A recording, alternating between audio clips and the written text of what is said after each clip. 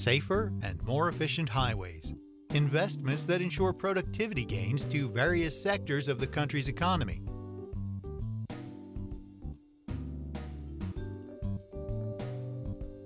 Brazil currently has 59 highway concessionaires, all associated with ABCR, who manage around 19,000 kilometers of highways. 20 are concessions of the federal program, 37 are state concessions, and 2 are municipal concessions. It's been a long road to get to this point, a journey that celebrates more than 20 years of effort and achievement. It all started in 1995. At the time, there was much to be done. Since then, there have been more than 50 billion reals invested in new dual-carriage highways and 45 billion reals in ongoing maintenance works. The result of these investments is visible and translates into improved, more efficient, and safer highways with a significant drop in deaths.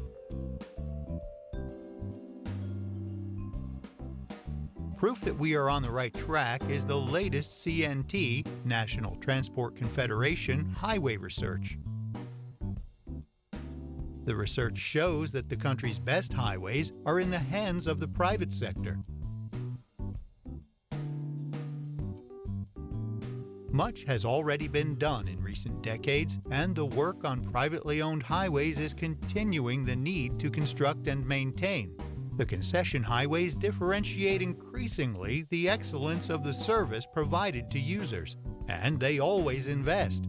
Investments of 20 billion reals are planned up to 2021, excluding the investments that will come with the new concessions.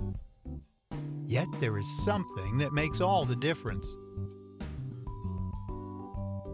the services provided to the user: tow trucks, ambulances, animal rescue vehicles, firefighting trucks, inspection vehicles, answering 0800 calls, surveillance cameras. All this monitored by operational control centers.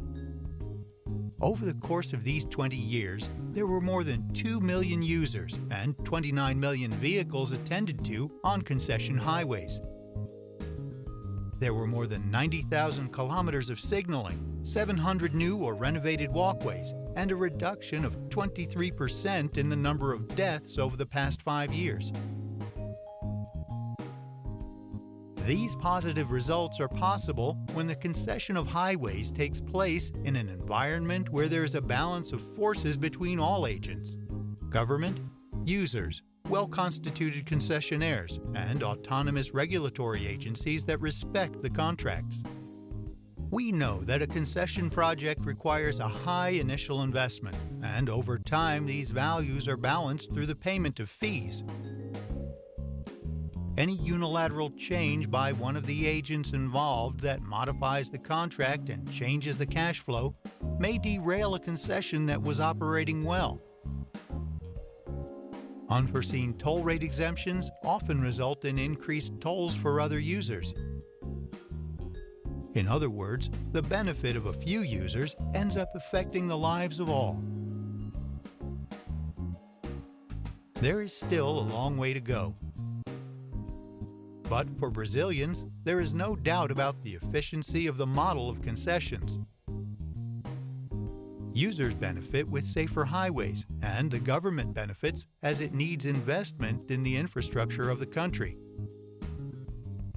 The private sector benefits with reduced costs of logistics and truck fleet maintenance. Since cargo is transported on highways that are more efficient, everybody wins. For a country with the dimensions and challenges of Brazil, the concession program plays a central role in the strategy to boost the economy. After 20 years of good results, transferring the responsibility for materializing infrastructure investments to the private sector is the best way to promote the country's economy and go ahead with certainty that the future will be promising. ABCR, Brazilian Association of Highway Concessionaires.